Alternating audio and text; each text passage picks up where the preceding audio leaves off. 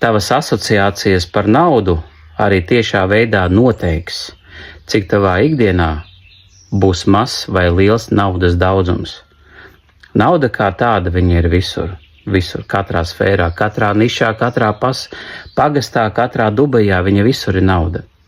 Bet pie kura viņa ir, to nosaka mūsu asociācijas par naudu. Ir jāstrādā ar šīm te asociācijām, kas ir mūsos, kā mēs uztveram šo te pasauli, kā mēs uztveram šo vidi, kā mēs uztveram biznesu, kā ir tā mentālā pieaugšana, darbs ar sevi, tātad sakārtot savas asociācijas tā, lai jūs varat sasniegt šo te rezultātu. Pie tam to rezultātu var sasniegt 20 gados, rezultātu var sasniegt nepilna gada laikā. Principā viss atkarīgs no cilvēka asociācijām.